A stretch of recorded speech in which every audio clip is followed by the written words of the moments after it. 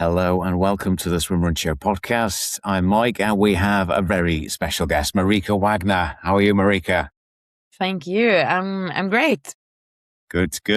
So, this is, we've got a lot to cover, I think. But it's August and it's kind of the first week of August is gone. What's happening in a couple of weeks for you? Yeah, it's like, it's 10 days away. Oh.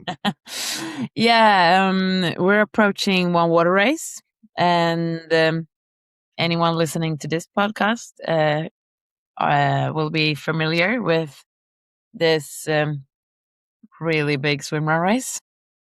Yeah. New team. Well, slightly new team, isn't it? Actually, not really. Slightly. I went back to the first team from 2023. Alex and I raced that first year with Robban as well. And then Alex been through a couple of kids and, that drill. And now he's back and he really wanted to race again, give it another go. So we got back with that team and also took in Rickard, who raced last year as well. So it feels like a very experienced team, even if me and Alex and Robban are new to Rickard and he's new to this team. So Yeah. A lot of experience. A lot. Oh God, no. When I say new, a lot of experience. A kind of slightly new combination, I guess, but not very new. Team 6, always a good number. I hope. Thing is, they've in the process leading up, they changed the number a couple of times. Okay. So I wasn't even sure myself. But also that I think that is good. Yeah. So it's interesting, really. It's always interesting one water race, but this year's obviously Adriel, Daniel, Christian, and Johan aren't taking part, and there's some really interesting combinations of teams, a lot of experience. It's and a few changes to some team members. Yeah, it's a little bit of a mixing around. Yeah, but I think this is the most, obviously, because every year and there will be more experience, but throughout there's a lot of experience this year. Also very interesting, both Jonas and Johanna from the very first year who actually finished are back, and they haven't been since, and that's super cool, I think. Yeah, that is cool. Yeah, so it's going to be great watching. Now, we'll come back to one water race, but if you haven't heard of Marika Wagner, if you're not kind of into one water race, and you weren't around a few years ago, in the days, back in the good old days, before Swimrun got trendy. Yeah. Marika was one of the. Well, tell us the story of how you got into Swimrun, Marika. I might not be the most familiar name in Swimrun, especially not the World Series these days, but I've raced a lot. I started racing in 2012 when there were only OtillO and one other race. And even the name Swimrun was not around. So we just called it OtillO and OtillO training. And then I raced. It started out with a colleague of mine who is one of the final on the original 4, and he really asked me a lot of times to get into OtillO. And I was actually a road biker back then, so it was not really in my training schedule to run that much. But I couldn't resist. It was too good of an adventure not to take part in.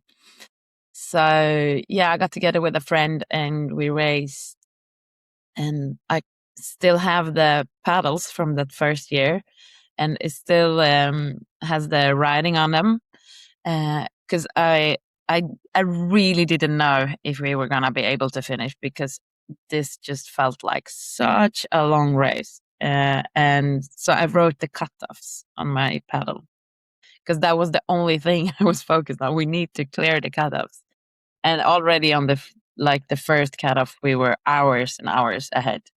So that was not really an issue, but that was my main concern throughout the race, all the way to Una. That was all I could think of. So, but we had a great year. Finished second that year, and from that on, I raced like 8 or 9 times, always on the podium. So that's yeah, I had a long and very consistent swimrun career. Actually, very proud of that. Yeah. One of the original. You were the first lady to go under 9 hours. Is that right? Yeah. Yeah. And now they're well under 8 as well. I've never been under 8. Yeah. Yeah. Although I think the female teams are still eight something, aren't they? Yeah. Yeah, but actually, I mixed. did that not as a female team, as a mixed team. So, and the mixed teams with especially the city and Alex, they were blistering fast. Yeah. Yeah, the speed is super cool to have lived through and been a part of this journey where the speed got so much. And for those who were around already, like 5 years, even earlier, they've seen everything from the backpacks and the super long times. But the sport is very cool when you look back. Yeah. How it grew. Yeah. And some kit developments for sure. Yeah. Yeah, a lot. Yeah. And course knowledge. Yeah.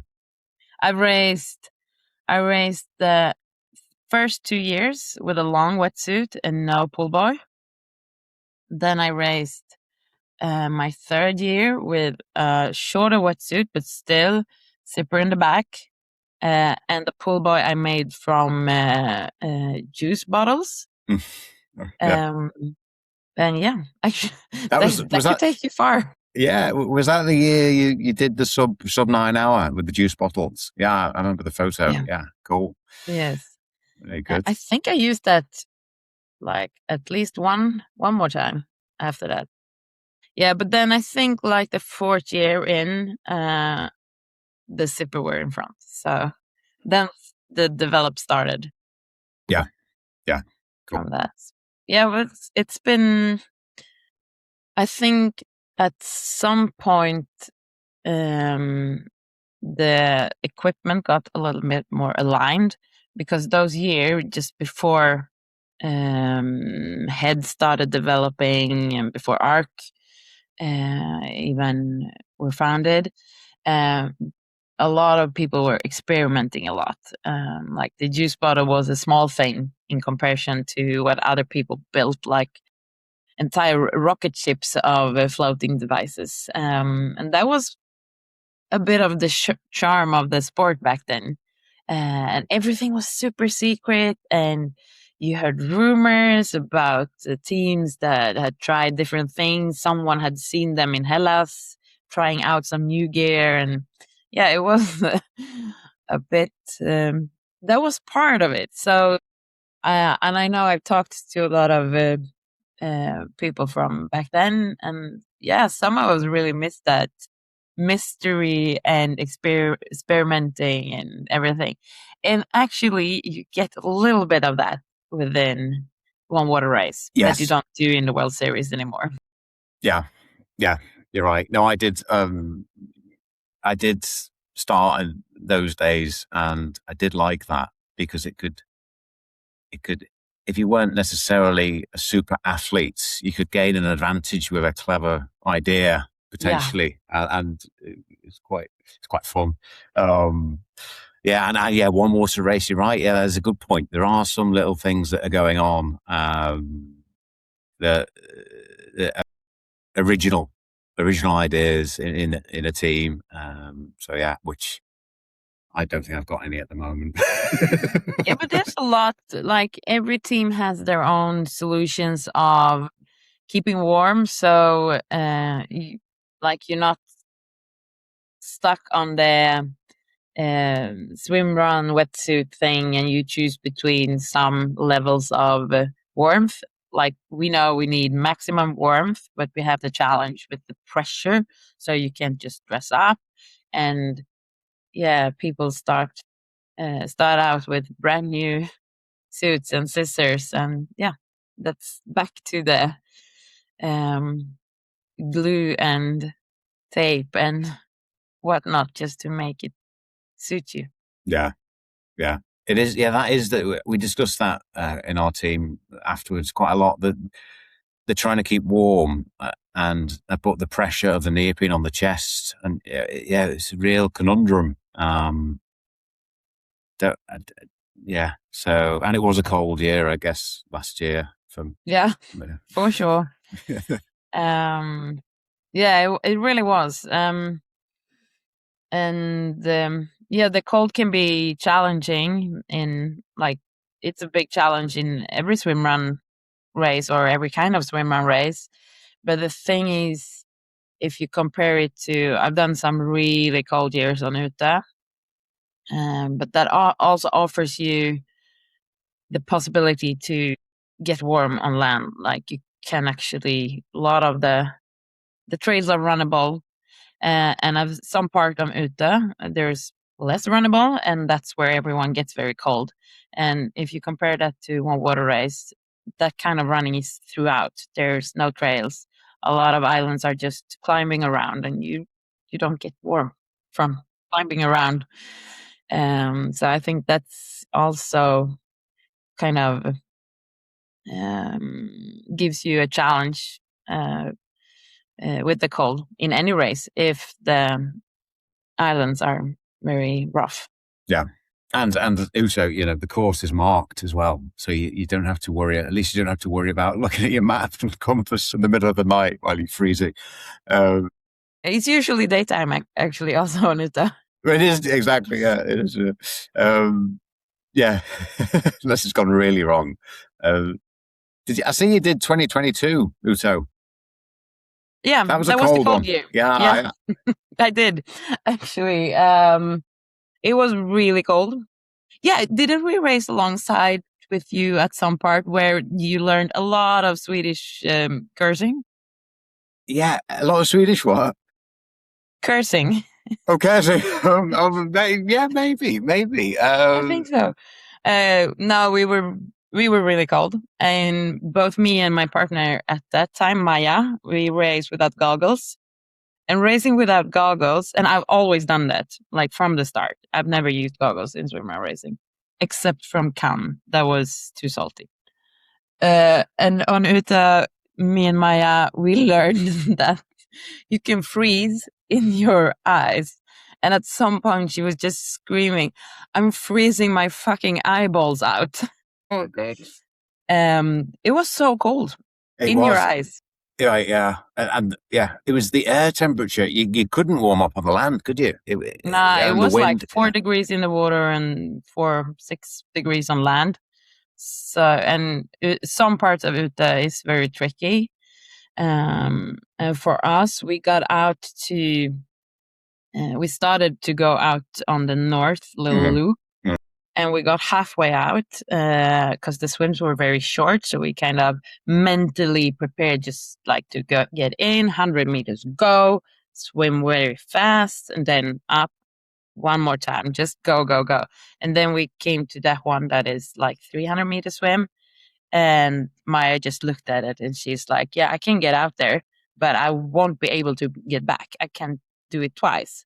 And I tried to convince her that the swimming back will be much shorter. It's just 100 meters when we're swimming back. And her brain was just like, how can this be 300 meters going north, but 100 meters going south? And I was trying to explain peninsula to her. But her brain was just like, that's not possible. If it's 300 meters that way, it will be 300 meters on the other way. So we actually ended the race on the most flat island there is on this entire course with no wind protection. So we were just lying flat on the ground, trying not to get into the wind. It was just like the worst decision ever. And both me and Maya are very experienced, not only racers, we are also very experienced mountaineers, adventurers. She's a nurse. She's an actually expedition nurse. I used to work as a firefighter. Like, we know this.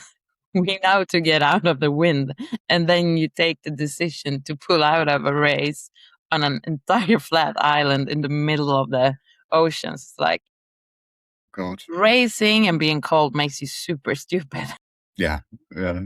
God. Oh, and how did you? What happened? Did Uh, did you yeah. get picked up?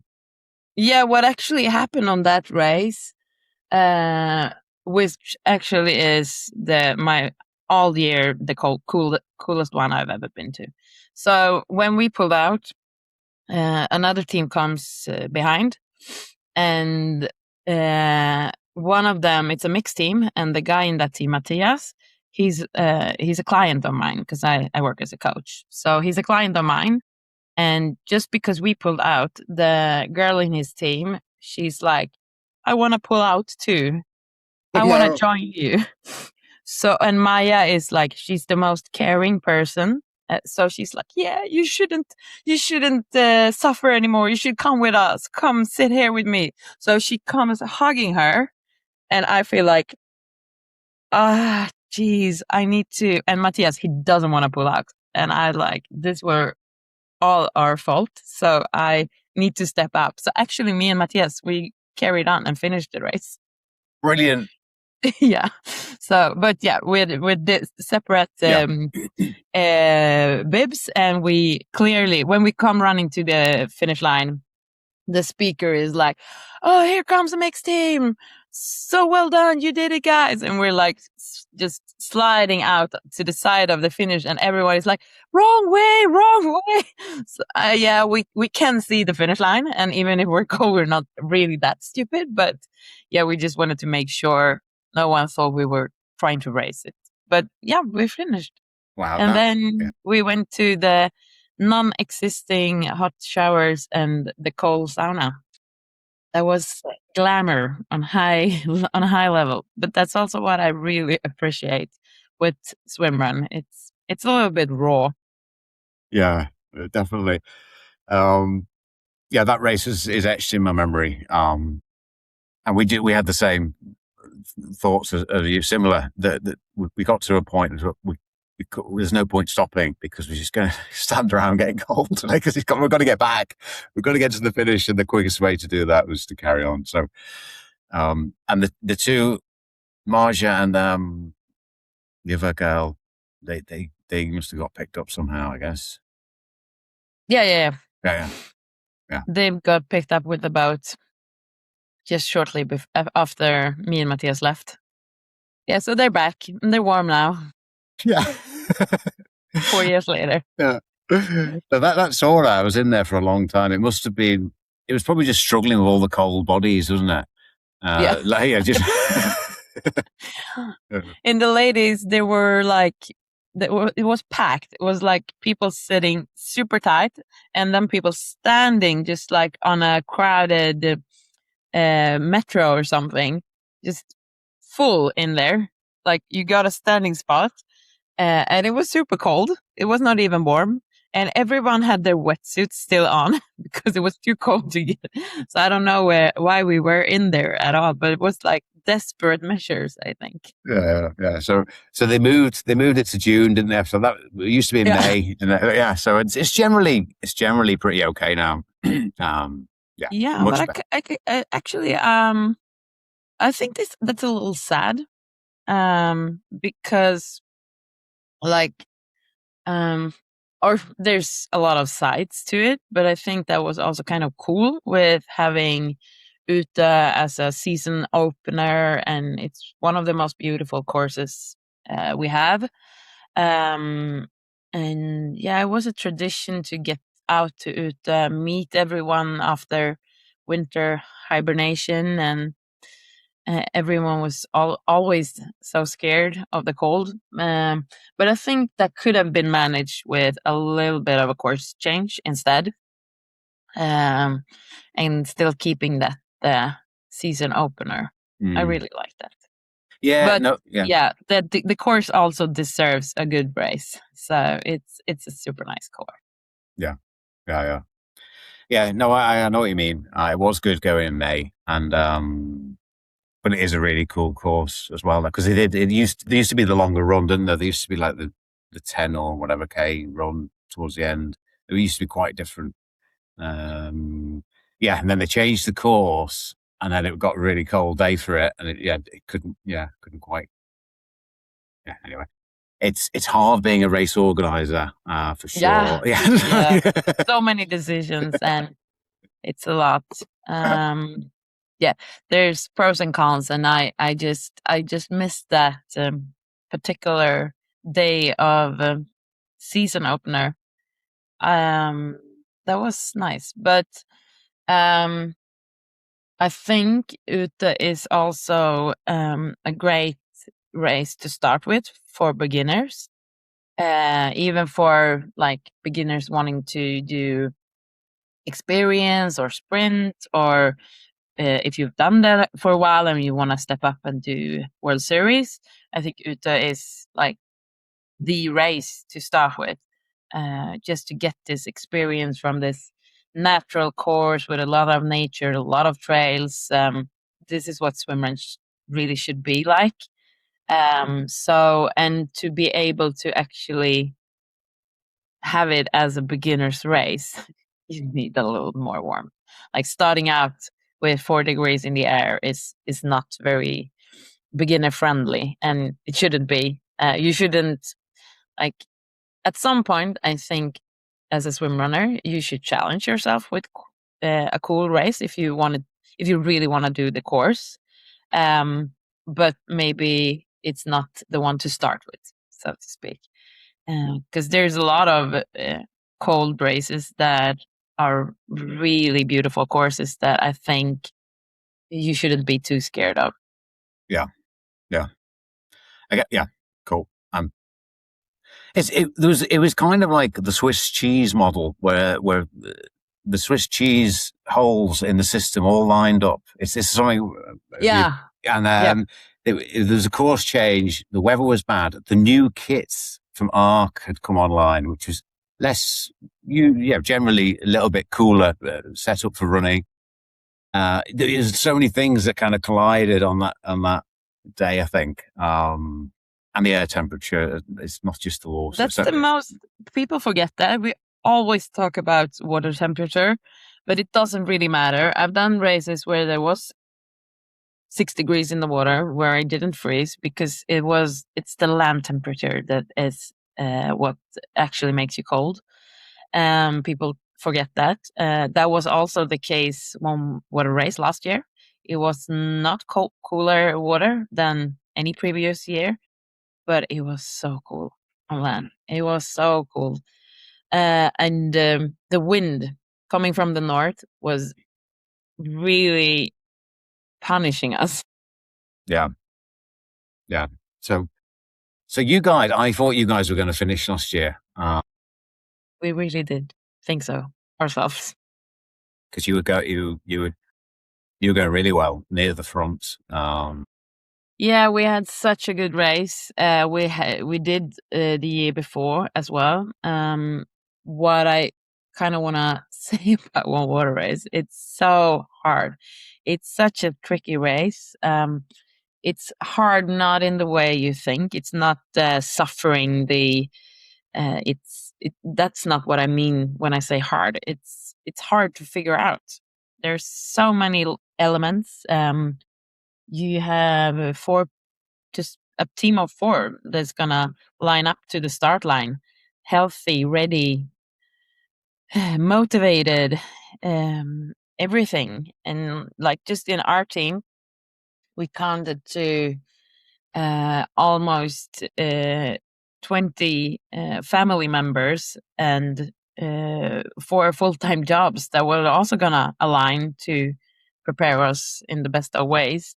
I think at least two of my teammates last year had sick kids the week leading up. Just lucky they didn't catch anything.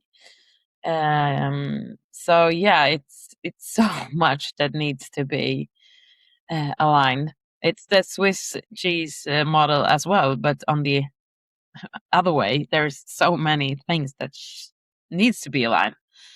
And so I looking at it with the perspective I have of racing it 3 times and preparing for a fourth time, and my 10 years of adventure racing, I'm not surprised there's so few teams finishing. I'm just surprised that it actually is teams finishing at all. It's a beast, it's a challenge. And I talked to Isabella, who also raced it. She's going for her third time as well. We talked about that the other day, and she was like, there is nothing after on water race, right? And we honestly couldn't think of anything that would challenge us in the same way. Um, I have raced adventure racing now for over 10 years, and I have a really hard time impressing myself.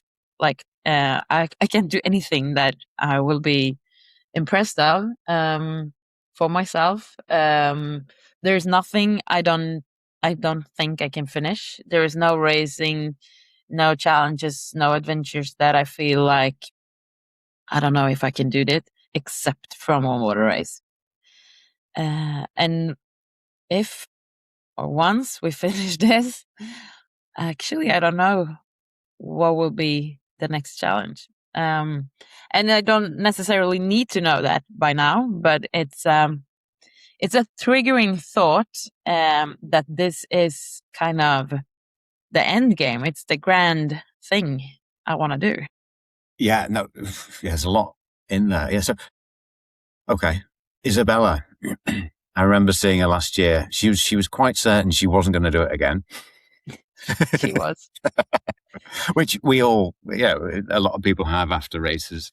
But yeah, maybe it's a bit different with one water race. But I'm really excited she is racing because I know Chris, Kayla's injured.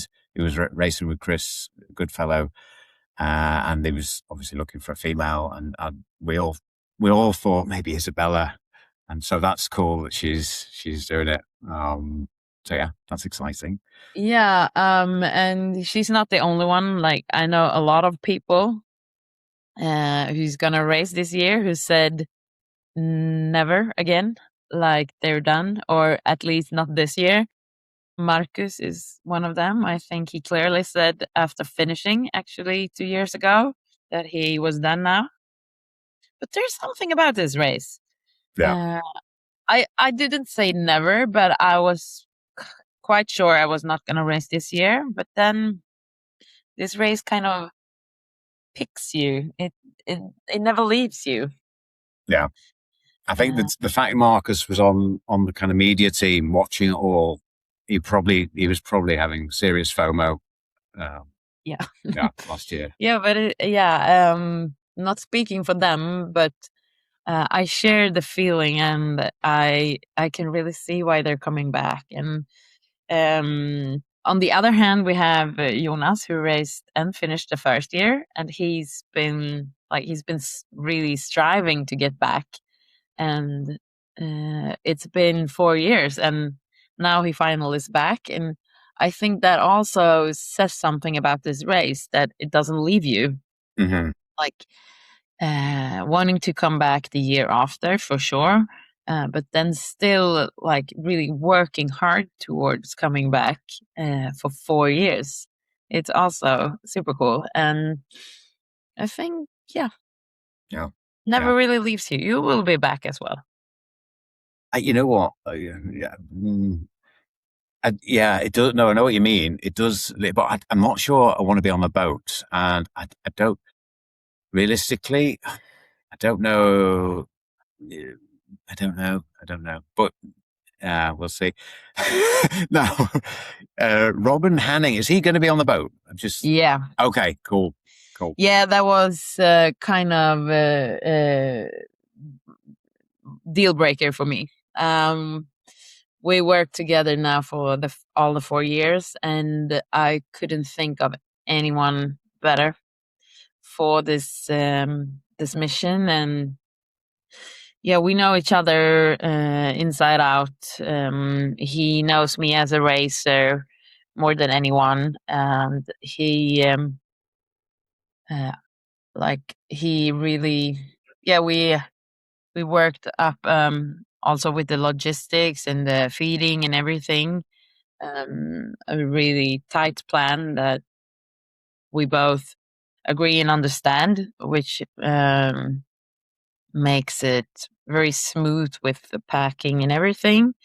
I know exactly what he wants and needs to be able to do his job the best, and what I want to do and what I want to give with my experience from racing, adventure racing, is to make his logistics as easy as possible so he can pay as much attention as possible to making us keep up in a good state so he can focus on us and on the maps, especially on the maps. And I also need his coaching for the maps and the navigation. I'm not as experienced as some of the others navigating. I can't at all compare myself to Daniel or Rob or Matthias, but me and Robin makes a good team, and that makes our team better, and that we can compare with the really, really experienced and great navigators. I can't, but we can as a team. Yeah. Okay. So you're kind of the chief navigator on the moving part. Yeah. Is there a chief swimmer who's going to lead most, or? For this year, actually, we have two.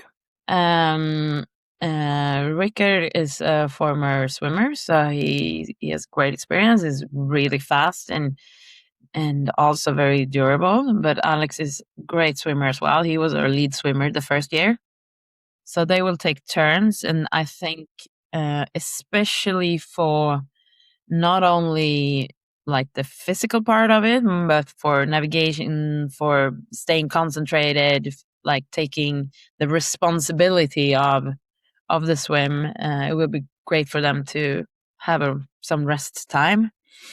And I think they have worked out a plan where one is leading the swim and navigating, and the other one is the one pulling me. So they will have a slack line between them, and we will have a tight line.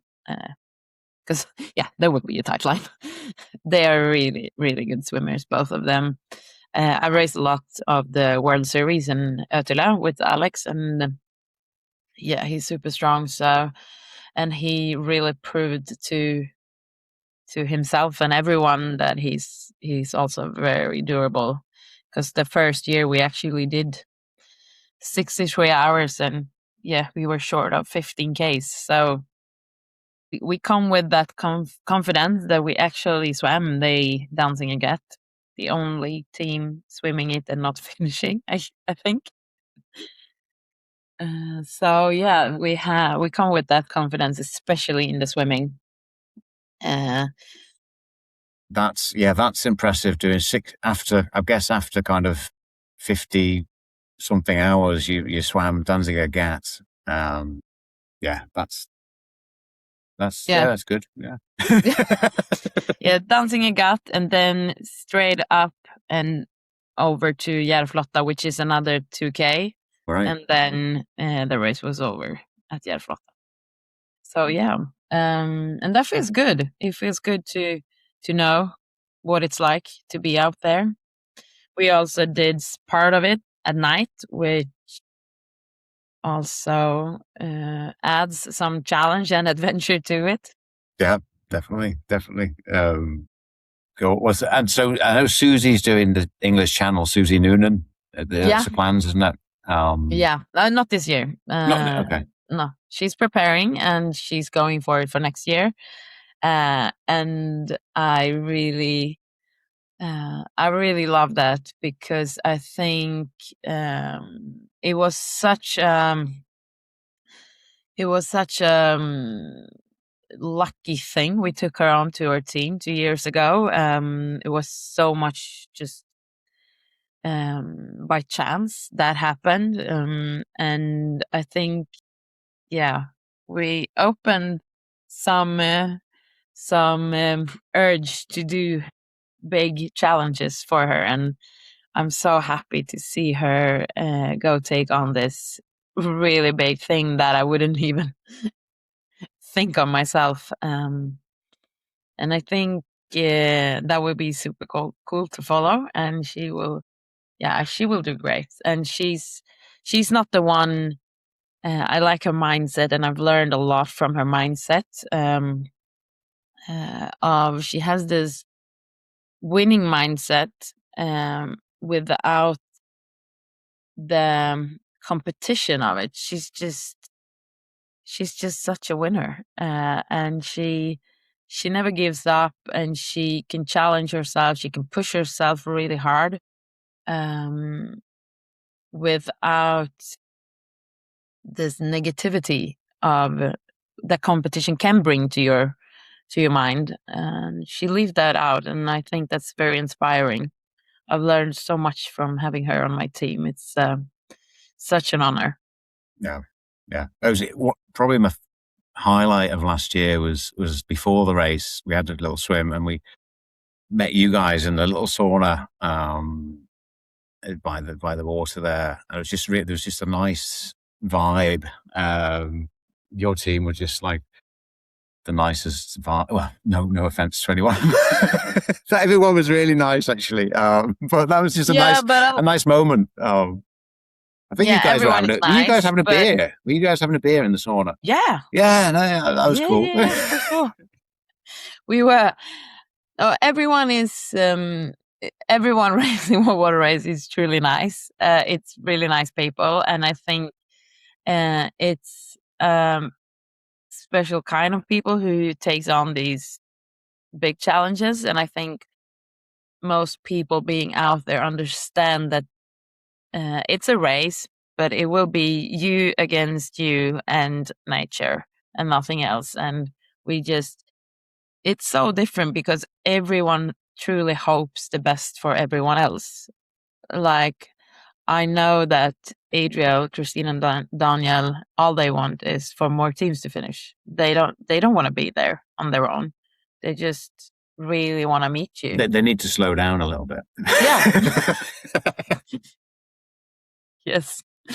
But the thing is, what we actually maybe as a team, we were a little bit different because everyone is nice, but everyone is also very, very nervous. And people being nervous don't always show off their best. And I think we were also nervous, but we handled that in our team already on beforehand, and we had so much safe space in our team, and we really held each other through that nervousness and anxiety and everything. And together we managed to turn that around to excitement, and we were so calm on Arholma last year, also the year before, but even more so. Especially Susie brings a lot to that, and her first year she was definitely more nervous, but last year we were just like on this very good place in the team, and I think that reflected, and that was what you experienced in the sauna as well. Absolutely. We were not nervous. We were just very calm. Yeah, you were just a calm, really. Yeah, you've nailed it there. And we weren't calm looking back. Understandably, I suppose. So yeah. Yeah. So this year, let's just have a look. We'll quickly go through the teams, Marika, because I probably won't get a chance. I probably won't do another podcast before the race starts. So probably not. I don't know. We'll see. I'm hoping to do some live podding on like a highlights show, and I'll get in touch with Susie. Actually, I'm going to get some guests in, and we'll do some chat. Anyway, more to come on that. But yeah, Team One Australia. Probably. I mean, if there was a bookmakers, if you were betting, there'd be probably one of the favourites for sure. Yeah, you won't even get your money back. No. Yeah. You go with that. Evens or but they are such a stable team. Like if I'm experienced with adventure racing, Rob is like, he's so many levels above me, and I think there will be teams that can challenge them, like speed wise, and that showed last year. But they just keep going, and at the end, they're bulletproof. Yeah, that is it. Yep. Team 2, Sweden, all Swedish. Good to see. I like to see in a kind of all the flags lining up. Marcus coming back. Two Marcus, like Marcus Brandt and Marcus Hultgren, and Jenny Ney. So they'll probably be pretty good. Yeah, I think like they're a little bit unexperienced team with Jenny and Christian, but the thing is, what Marcus Hultgren brings to that team, like he has something. He's just gonna bring his team to the finish line. Yeah, I'm sure. Did he used to race with Bjorn Eklund? Like ages ago. Yeah, I remember my first race. I'm sure it was him and Bjorn when it was when Head were just getting involved, and I always remember when Nicholas Ramirez and Julian Dent beat them, beat the Swedes. It was quite a moment. Yeah, that was kind of a milestone in the swimrun history. Yeah, but Marcus is also like this bulletproof, kind of just keep going person. Yeah, really believe in that team. Yeah, go Team 2. Team 3, France USA. I wasn't expecting possibly them to come back in the same format, and they have. So that's brilliant to see. The same four faces. So that. They've got a lot of experience. Yeah, that was also one of those teams you didn't expect to get back, but they can't let go. Yeah, it's good. Just like me.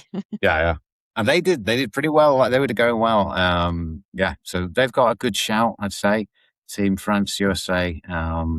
Team 4, another Swedish team.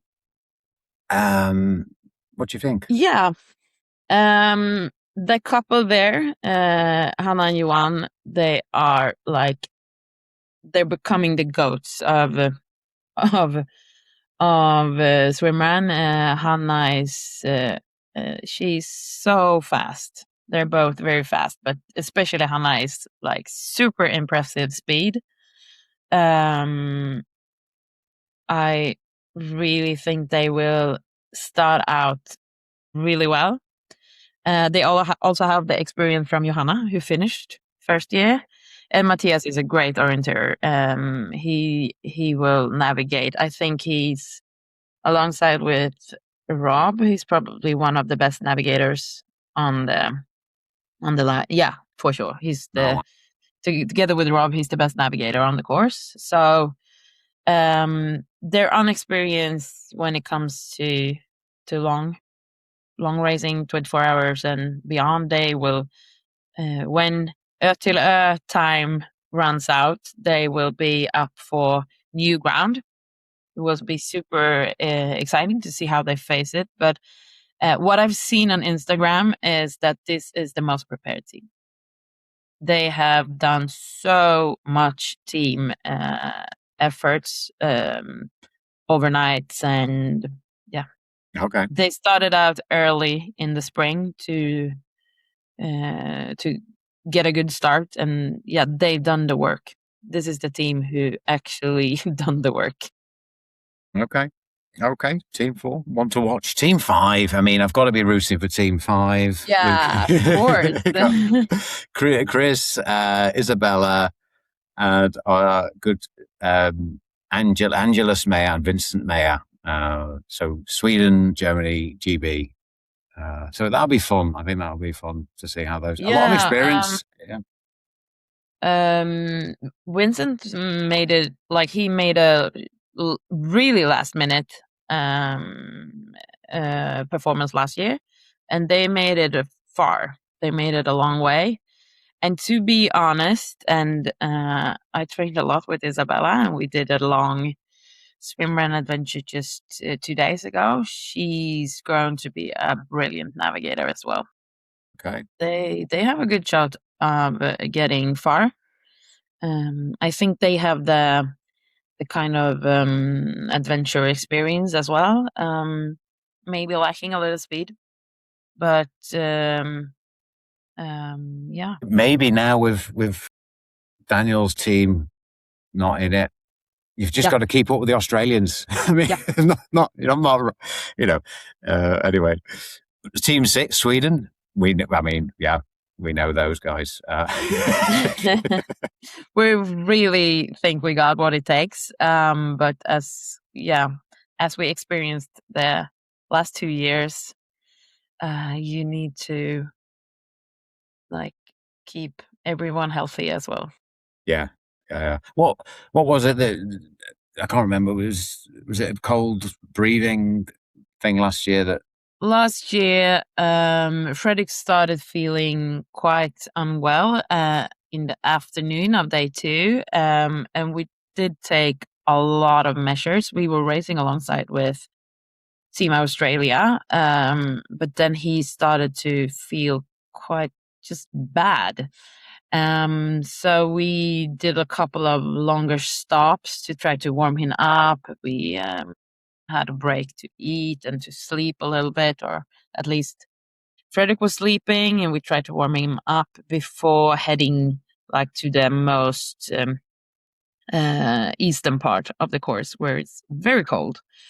So we dropped a couple of hours behind Team Australia then. But that's what you gotta do. You gotta handle your problems. And different in this race, if you compare it to adventure racing, which is also all about handling your problems and taking care of your team. There's no time wise, there's no room for making those taking those measurements. You can't really rest that much that you need. So we had to take a little chance. I think we could have solved some problem with being a little more like taking even more time. There was a bit of more time. We were alongside them when it all started, but I think we could have waited a bit more. But me and Robin were also a little bit concerned with time running away. So we got going, but he got worse. And at the end, actually, we managed to turn it around, and he was feeling much better. We were really psyched to get to that 4K swim coming in from Fjärdlång towards Ornö. But then actually the medics pulled us out. Like they actually put the final decision in the team, but with their recommendations and their very clear like opinion, there was no choosing. Fredrik was very convinced, and he had a bit of a fever, which is not very good for the body, but also like that's also a response that your body will have to this kind of like excessive Mm-hmm. load. So it's hard to know, but he was actually feeling quite ill like the week after, and I think he had somewhat of a virus or cold causing this. But he was so strong in the beginning, which like if he would have like 2 years ago, Isabella was sick, and yeah, she didn't really start out great because the pace is high at start, and if you have a cold going on, you won't be very fast when the pace is high. But yeah, Fredrik was super strong and was nothing, no concerns. Like the first 24 hours just started after that. So it was bummer, and yeah, there was no other decision that could have been made with that. information we got. But Okay. yeah, Yeah, that's it. super sad. And Yeah. the year before, I got SIPE, and that is swim-induced pulmonary edema, water in the lungs. Makes it really hard to breathe when you're swimming. Yeah, I mean, it's. I've done a couple of long adventure races, and they're so much easier than one water race. I think because you're not, you're fully submerged in the water, and then for a long time. If in adventure race, it's normally kayaking or canoeing or canyoning. Where you kind of you're on top of the water usually more so. There's always more room to help your teammates. If someone is really bad in adventure racing, you can kind of pack them up in the kayak or on a tow line and just take care of them. In one water race, like everyone, how much you want to take care of someone and you put the tow lines and everything, everyone needs to be swimming for themselves and breathing for themselves. Like you can't help anyone in the water. You can tow them to make it go faster, and that's great. Susie was, when both me and Frederick were sick, Susie were swimming super hard, like extra. She put in so much effort to make every swim just go by as fast as possible to minimize the time in the water. But yeah, we need to be swimming. We can't just like Okay. in adventure racing, you can sleep in the kayak if you're really, really bad. Yeah. Swimming is there's no hiding, is there? Having said that, I think I've just had an idea. Are there any rules around having a lilo on the boat to blow up lilo? Yeah, There are. yeah. Okay. Bummer. Check it. Okay, Team 7. I mean, I think these guys are going to have a good go. Yeah. Obviously, Team Arc, we'll call Helen and Anders Wickmar, Alex Berger, and Nana on the boats. I'm assuming. Yeah, they should. They are now one of the most experienced team. We raced alongside them a lot 2 years ago, and I think they developed so many skills, and they had their last year was kind of the same as we did 2 years ago. I think they really also done the work, and they got what it takes, just same as us. They just need to keep everyone healthy and warm and happy and just keep going. They have all the skills and speed needed. Yeah, definitely. And Team 8, USA. Well, it says USA, but is Jonas Anderson Swedish? Yeah. Yeah. Okay. Yeah, we used to race together. Oh, cool. So it's one of my former teammates. So glad to have him back. This with him in the team, super experience, and Jonas is also he can suffer a lot. Like he has this no quitting mental mindset. Like if he hurts or if he's throwing up or anything, he would just keep going. He won't let off for a second. And also, like, I think any team who has someone who's actually finished have this. It's like breaking these barriers with. Like we really in our team, we really believe we can, but we don't know that. We haven't showed that to ourselves. We haven't proved that for sure. So even if we've been really close, we don't know for sure, which I think that helps. Like that's proven in history. There's research proving that breaking records, the first 1 miler, like everything. Marathon under 2 hours. Like, yeah. First time that happened, it happened just minutes after again. Yeah. The second person finishing a marathon under 2 hours did that in the same race as the first one. Someone is breaking ground, and when someone does that, it happens because the mental game is so strong, and we can we can never understand how strong it is. So I think for this team, just the fact that Jonas have been on Landsort will makes them super high contender for this. Then I'm not really like, this is the team I think I know the least about, like Yeah. on an individual level. So Yeah. The Kawika had a go in a couple of years ago with Team USA. Kyla, was it yeah, Chris? and Jason and Melissa. Yeah. Yeah, I don't know, but I don't know that like the history. Is he like who's a swimmer? He's A navigator? He's a swim runner. He's done a lot of swim running. Yeah, good question. I guess Jonas is. I don't know. Is Jonas the navigator? I'm not sure. Mara.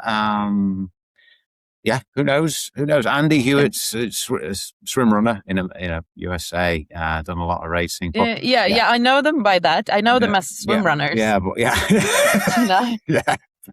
The history. Yeah. Well, we will find out. We will find out. I think they will be strong. But they are the most like surprise to me on that level. Yeah. Yeah, cool. Well, it's good. It's kind of. I mean, team. What's normally well, Daniel's team, we call them. Yeah. I mean, it has opened it up a little bit. I feel it's still a ridiculous challenge. Well, obviously, it's still frigging hard, but it's just changed it slightly, I think.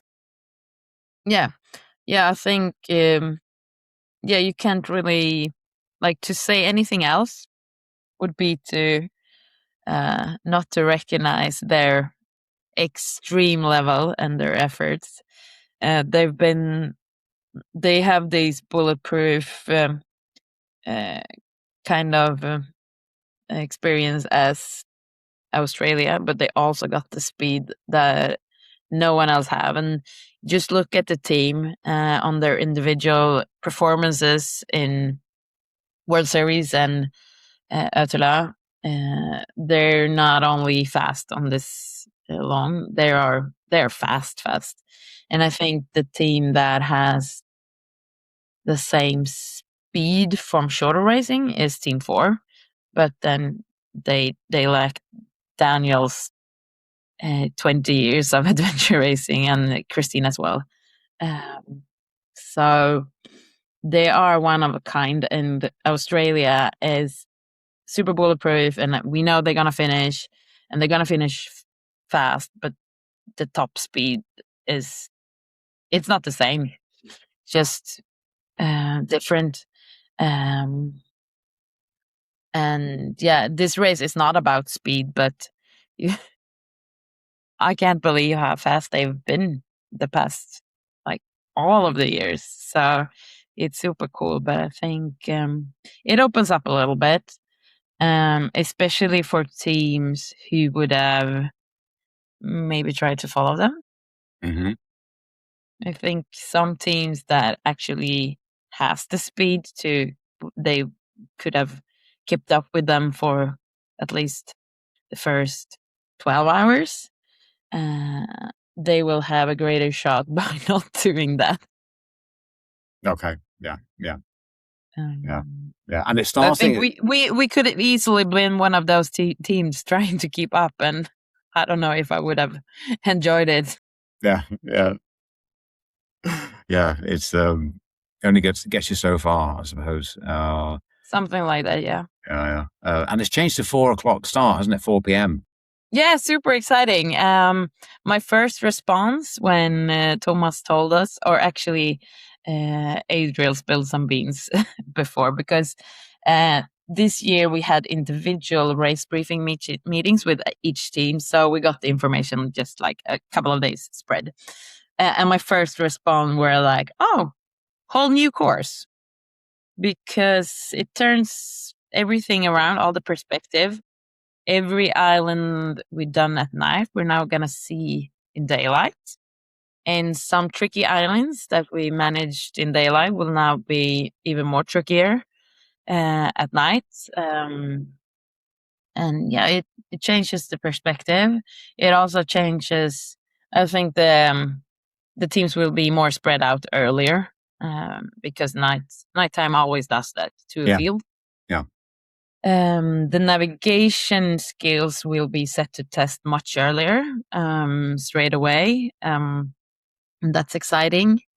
It will also give us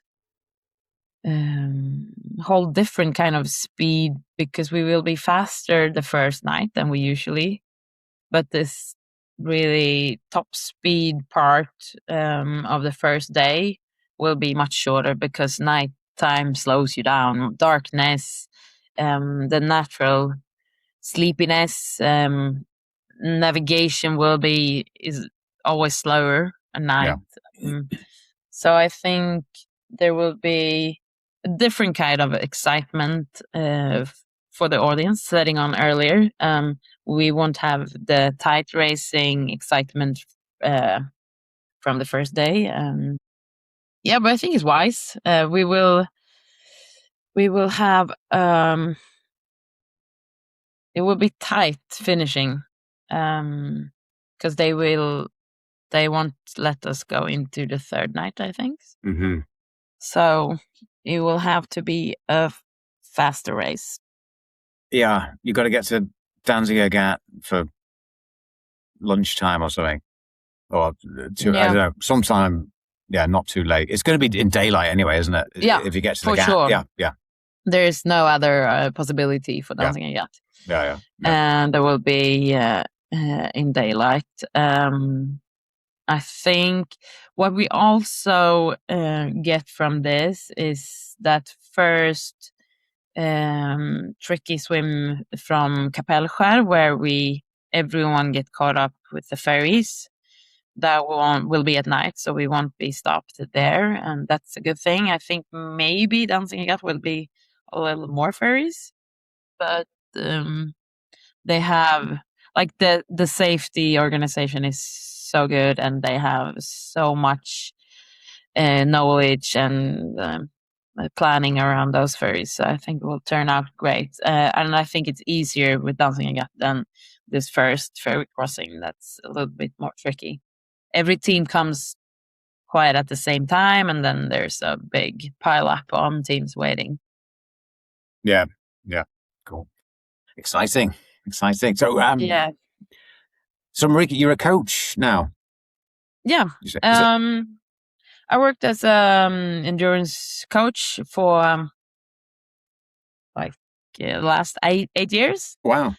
With Activitus. Oh, yeah. Yeah. Yeah. And yeah, I really like. I have a very wide variation of athletes I coach. A lot of swim runners, some adventure racers, but also mountain bikers, some triathletes. What is the like collected thing, and what I kind of really like about coaching is just opening those doors for people and moving the bar for what is possible. A lot of my athletes came to me with some idea what they wanted to do, and then they a couple of years later then find themselves in one water race, or in an adventure race, or in a ridiculously long bikepacking race or something. And I'm super proud of that as a coach, and I'm proud of them for trying, and I'm grateful for them trusting in me enough to trust in themselves to like just go out and try something they dreamed about and didn't really even have the courage to say out loud. I really try with my athletes to see beyond what they say they want to do. Some of them are like, or a lot of people, not only my athletes, but a lot of people are so they dream of something deep inside, but it's just so hard to believe it's doable.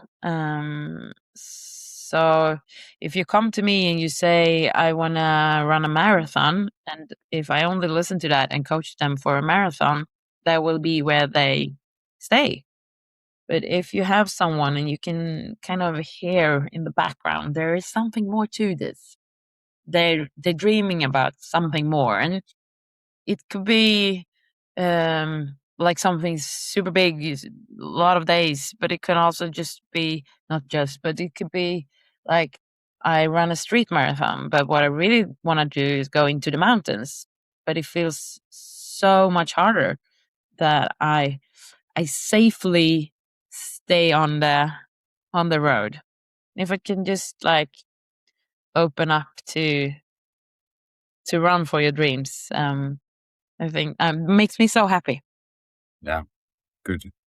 Well, yeah, I mean, you've got, yeah, I'll link to your, I guess, how do people get in touch with you if they want you to coach them? They can just write me on Instagram and I will direct them to to my email because that's my more professional way. But yeah, just reach out and I will help you and guide you how we start. I have at the moment a little room for a few more athletes because I actually did a little seeking trip of my own, trying a different job this spring. But so I kind of narrowed my athlete group down a little bit, but now I'm back full time. So I have some openings. Okay. Cool. Well, Marika, thank you for coming on, and I've loved the chat.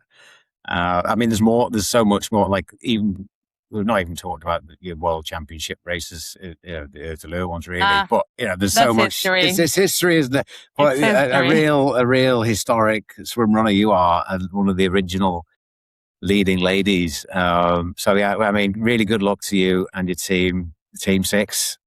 Yeah. And all the teams. And look forward to it. Yeah, we wish all teams so much luck, and I would love to see all of the teams on Landsort. But as we know, this race will eat some of us unexpected. There will be troubles, but yeah, we'll see what happens. It's super exciting, super fun to be on, and a really fun chat with a lot of different perspectives. I hope the listener will be able to follow. We went back and forth a little bit, but what I really want to hope they take away from this crazy talk is just the possibility of doing things you want to do.